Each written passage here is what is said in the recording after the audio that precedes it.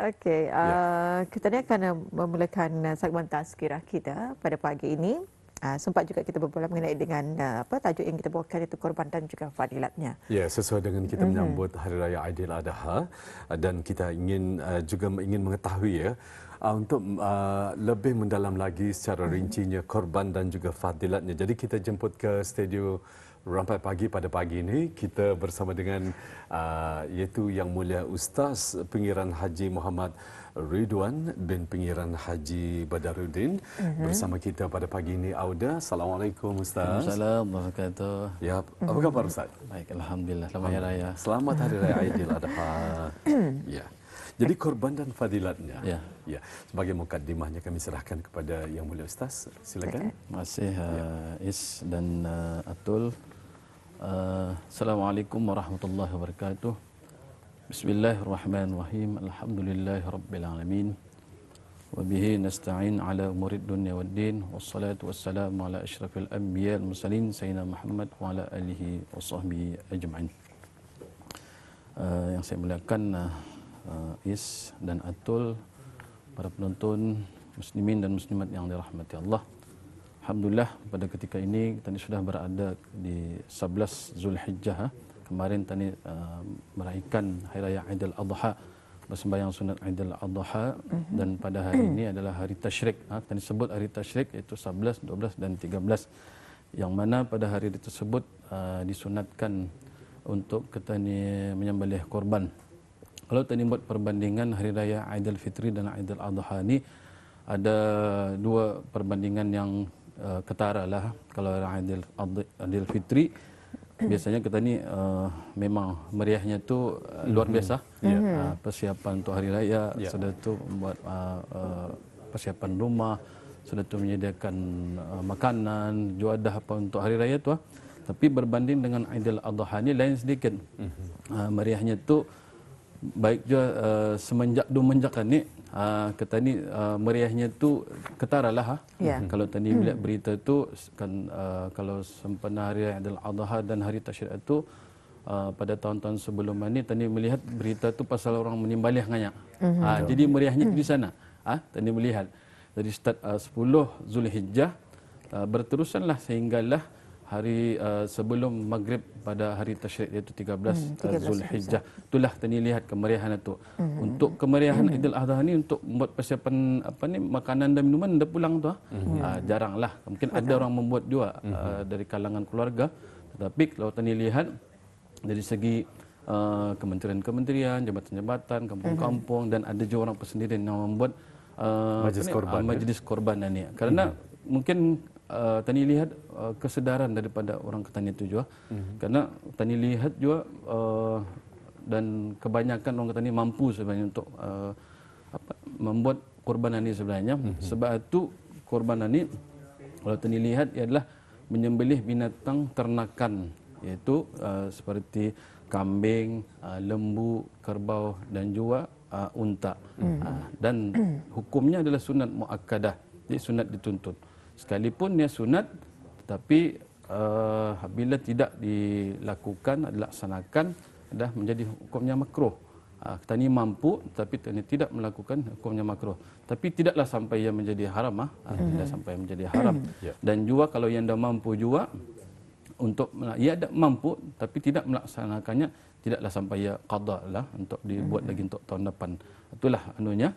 Dan kerana tani melihat je orang Ketanah karangan ni mungkin sudah ada kesedaran lah dan kefahaman dalam melaksanakan ibadah korbanannya, daripada Ketanah membuang duit Ketanah tentu baik tu bukan juga hari-hari korbanannya. Setahun sekali kan ya. Setahun sekali. Dan itu pun kalau ia berkongsi dengan 7 orang, kalau seekor kerbau ataupun unta itu jadi ringan kan barang-barang itu. Mampu Ketanah sebenarnya. Sebenarnya kan katakan dah mampu itu karena itulah dalam diri kita ni sebenarnya tinggal kita ni mau sama tidak mau saja. Kerana kita ni lihat fadilatnya sebenarnya, iaitu pertama sekali ialah menambah amal kebajikan kita ni.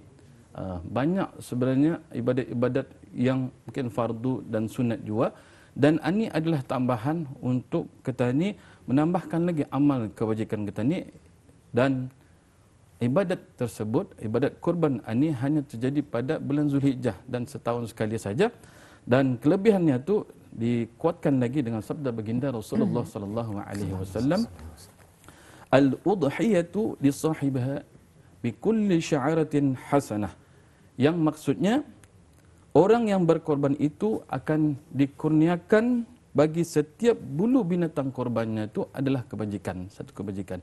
Jadi cuba hitunglah bulu kambing atau bulu kan terhitung banyak. Yeah. Jadi begitulah kita ni untuk menambah amal kebajikan kita ni itu dengan cara berkorban. Dan seterusnya ialah sebagai penebus dosa. Antara kelebihan ketani berkorban ini, jadi untuk ketani kan ketani tidak terlepas daripada banyak membuat dosa. Jadi di antara untuk ketani menebus dosa ketani laksanakan ibadah korban sebagaimana sabda Rasulullah SAW, ya Fatimah, qumi ila udhiyatika fashhadiha fa inna laki bi awwali qatratin taqturu min damiha ayyughfar laki ma salafa min zunubika. Yang maksudnya, wahai Fatimah, ini pada ketika Fatimah kan berkorban ya, pergilah ke tempat korbanmu dan saksikanlah ia. Sesungguhnya dengan titisan darah, titisan darah yang katanya pertama yang akan itu adalah pengampunan dosa-dosamu yang telah lalu. Jadi untuk ketanilah banyak dosa ni kan. Jadi untuk ketanikan mengikis atau minta pengampunan daripada Allah Subhanahu Wa Taala itu dengan cara berkorban. Karena Nabi sendiri mengarahkan kepada Fatimah untuk menyaksikan sendiri korbannya itu. Dan yang ketiga ialah mendapat tempat yang mulia di sisi Allah Subhanahu Wa Taala. Pastilah apa saja ibadat yang disuruh oleh Allah Subhanahu Wa Taala, pasti ketani akan ditinggikan darjat ketani, dan contohnya adalah ibadat korban. Wallahu a'lam bishawab. Ya. Itu dia. Ya, jadi yang mulia Ustaz ya, kalau hari raya Aidilfitri merupakan hari raya fitrah ya. Jika dibandingkan ataupun ingin kita tanyakan, mungkin ada juga yang sempat bertanya, jika di hari raya Aidil Adha ni, kalau Aidilfitri kita ni melaksanakan zakat fitrah ataupun lebih dikenali sebagai hari raya fitrah ya. Jadi kalau ini kata ni berkorban, apakah ia setanding ataupun maksudnya kata ni berlaku ihsan ya pada Aidilfitri? Ini macam mana tu daging korban tu, apakah ia pun sama sifatnya berlaku ihsan? Macam mana? Ini termasuk daripada hikmah sebenarnya. Hikmah daripada kata ni melaksanakan ibadah korban itu. Kerana kita ni tahu ibadah korban ini khususnya ibadah sunat ataupun kerana korban itu terbagi kepada dua, ibadah korban sunat dan ibadah korban wajib. Ibadah korban sunat, dalam pembahagian ibadah korban sunat ini ada terbagi kepada tiga. 1/3 kepada orang yang berkorban, 1/3 kepada orang fakir miskin. Itu yang wajib dibagi tu orang fakir miskin. Dan 1/3 lagi siapa saja, jiran ketani kah, orang kaya kah, itu boleh. Tapi yang boleh ketinggalan di sana tu ialah fakir miskin. Ketani bagi semua pun dah mengapa. Jangan ketani yang mengambil semua. Kalau ketani bagi semua kepada fakir miskin, dah mengapa. Itulah yang lebih afdal. Tetapi yang sunatnya, ketani bagi semua, ketani ambil sedikit daripada daging. 1/3 lah untuk ketani. 1/3 sunat saja. Tetapi yang lebih afdal lagi, ketani bagi semua. Ketani bagi semua dan ketani ambil sedikit daripada daging korban yang ketani korbankan itu, yang ketani mengambil berkat. Yang lebih sunat lagi untuk mengambil makan daripada hatinya itu dia, korban tadi itu. Jadi di sana kita melihat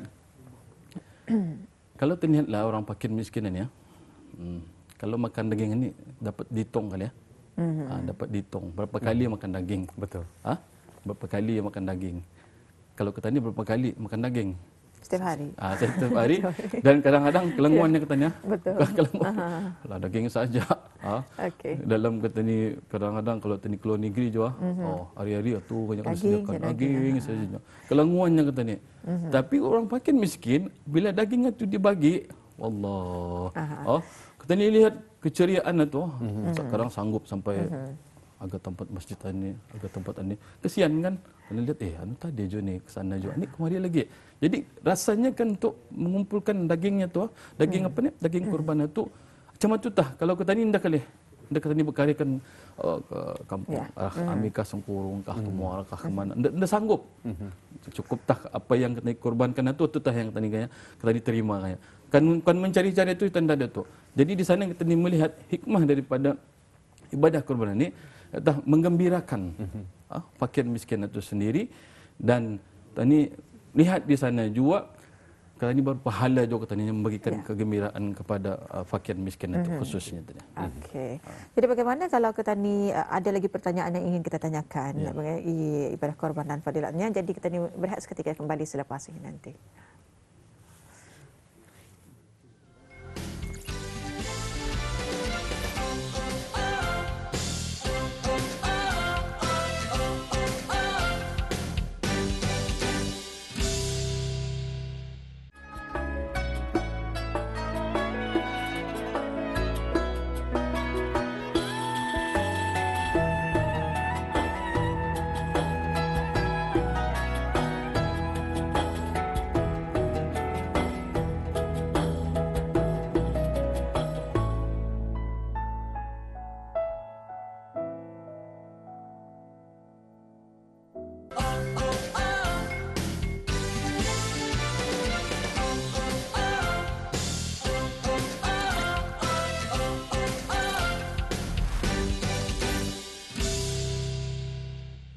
Baik, audio kembali kita bersama lagi menerusi segmen tazkirah kita di mana pada kali ini sesuai dengan kita menyambut sambutan Hari Raya Aidiladha, kita bawakan ke studio Rampai Pagi pada pagi ini.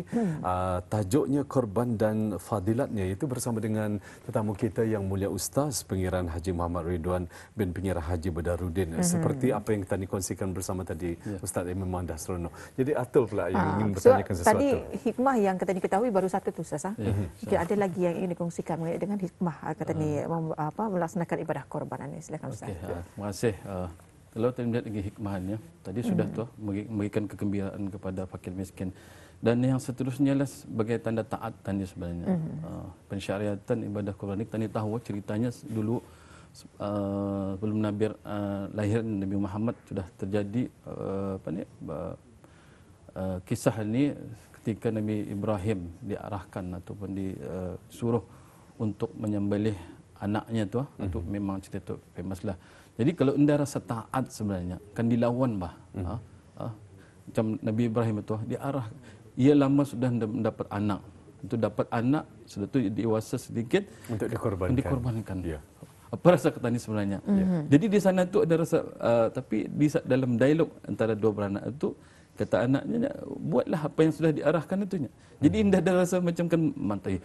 Aku barulah baru ada tapi kan sekali boleh tapi sudah Allah arahkan ataupun arahkanlah perintahkanlah diperintahkan kepadanya untuk menyembelih anak itu. Jadi di sanalah kita ni melihat jawapan daripada anak itu dan lakukanlah apa yang sudah diarahkan itu. Jadi di sana ada taat sebenarnya. Dan Nabi Ibrahim pun taat akan perintah Allah, dan begitulah juga anaknya tadi itu. Dan menantang sekali. Sedikit pun ada menantang. Ini ada rasa taat. Begitulah dengan kita ni mengambil syariat ibadah korban ni. Sebenarnya kita ni melaksanakan itu bukan kita ni kan iski-iski saja. Tetapi bukan mudah juga untuk kita ni kan sama-sama berkorban lah. Banyak yang mampu kerana dia sanggup juga untuk berkorban ni. Betul. Tadi duit banyak, tapi kerana harta banyak melimpah pun, tapi kalau hati itu anda tergerak untuk mengeluarkan sedikit daripada harta kita untuk berkorban, macam-macam alasan. Macam-macam alasan. 300 kalau sekong pasal lagi sampai 3,000. Banyak tu. Kalau di bawah makan, berapa kali makan sudah 3,000 tu. Jadi di sanalah menguji kita ni untuk keluarkan indah. Jadi kalau kita ni keluarkan itu, artinya kita ni sudah taat kepada perintah pensyariatan ibadah korban tersebut. Yang seterusnya ialah dapat mengikis sifat tamak dan juga mewujudkan sifat murah hati. Nampak? Kerana yang dikeluarkan daripada harta kita ni kan, kita ni melihat rupa-rupanya dalam harta kita ni ada harta orang lain. Betul. Jadi sedang mengikis daripada diri kita ni itu ada sifat tamak dan melahirkan sifat pemurah hati, Pak. Bukan senang lah yang saya sebutkan tadi itu, bukan senang untuk kita ni mengulurkan walaupun 300 sekepalanya kita ni adalah 7 orang. Betul.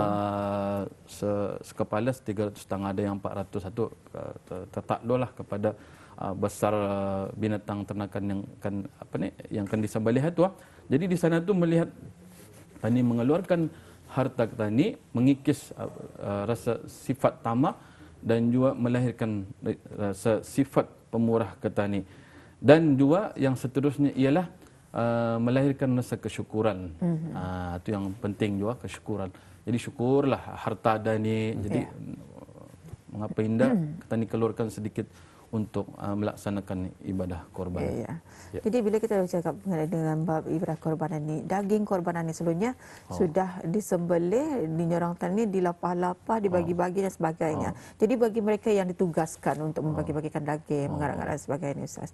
Adakah daging korbanan ni boleh dan dijadikan ianya sebagai upah? Jadi upah. Jadi upah. Kalau kata ni di Brunei ni kebiasaan sudah ada package-nya tu. Kalau kita perasanlah, kerana ada yang buat package-nya, kalau menyembelih saja ini harganya. Kalau menyembelih satu melapah lagi, satu memasukkan dalam plastik lagi, lain lagi harganya ada tu. Lagi tu. Ada lagi tu. Rupanya. Bukan, saya baru tahu tu, Ustaz. Lain lagi harganya tu. Kalau hanya menyancang apanya ketani, serahkannya ketani dalam bisin ke apa, ketani mengangkat, ketani yang bagi-bagikan sekilo kah 2 kilo, itu lain lagi harganya. Tetapi kalau dia cukup dengan plastiknya, dengan kontainernya apa semua, lain lagi harganya tu. Semua tu. Jadi di sana melihat ada sudah harga yang ditentukan, ditetapkan sudah di sana tu kan. Jadi di sini haram hukumnya daging korban itu dijadikan sebagai upah kepada yang menyembelih tadi tu. Nya ndeku bosennya, tapi mengeluarkan bosennya, tapi untuk membayar itu tidak bosen. Jadi daging aninya kan serahkan arah kitanya sebahagiannya untuk sebagai upah, atau tidak boleh. Tidak boleh. Kecuali daging korban itu kita ni cakapkanlahnya untuk sedekahnya. Untuk sedekah. Dilafazkan. Dan upah sudah ahli-ahli tu itu tetaplah dibayar lah tu. Dia mau kang lain tahun kan orang ni memang ni blacklist. blacklist. Itu je. Lagi satu untuk dihadiahkan. Dihadiahkan. Okey. Basar di hati kami lah, sempurna sudah sembelihan kami ini. Jadi basar hati kami untuk menghadiahkan sedikitlah yang daging korban yang kami ada ni arah kita. Tapi ujungnya tetap bayar tu nya. atau memang tetap package. Dan sebelum mengakhiri, Ustaz, satu lagi soalan. Boleh tidak daging korban ini untuk dijual ataupun tidak? Macam mana? Okey, dijual lah. Okey. Dijual. Okey. Sebenarnya daging korban memang tidak boleh dijual. Tidak boleh dijual. Amba akan menjual tadi punya daging korban. Tidak boleh. Orang kaya, ada satu peti kan, ada orang kaya tu menjiran-jiran dibagi. Ia akan menjual juga. Tidak boleh. Tidak boleh. Jadi asnaf yang ketiga tu, golongan yang ketiga iaitu fakir dan miskin. 1/3 kan tu kena dibagi. Banyak. Sana kena bagi, di sana kena bagi. Banyak. Jadi hak daging itu sebenarnya haknya. Ia akan menggunakan daging. Boleh ke tidak fakir miskin? Jadi boleh. Di sana saja yang boleh. Fakir miskin boleh menjual daging yang dibagikan arahnya tu. Kan banyak kan? Betul. Dia memerlukan. Daging hanya ada. Duit tidak ada. Jadi jual. Boleh. Jual lah. Tapi boleh. untuk fakir miskin saja. Untuk fakir miskin saja. Katanya yang kaya-kaya yang ada kemampuan tidak boleh untuk dijual. Tapi tulangnya dikira sebagai daging je tu, andainya yang membagi tulang atau korban. Dikirakan korban je. Sebenarnya sedikit saja, Ustaz. Sedikit. Boleh ataupun tidak? Tidak boleh. Tidak boleh. Okey. Itu saja. Daging. Mesti daging. Mesti daging. Bukan tulang. Tulang dah masuk. Okey. Itu dia penjelasan kita mengenai dengan ibadah korban dan juga fadilatnya. Sebenarnya banyak yang ingin kita ketahui ya. Alhamdulillah dengan info dan juga yang diperjelaskan sebentar tadi dapat memberikan manfaat kepada kita. Terima kasih banyak, Ustaz, dengan penerangan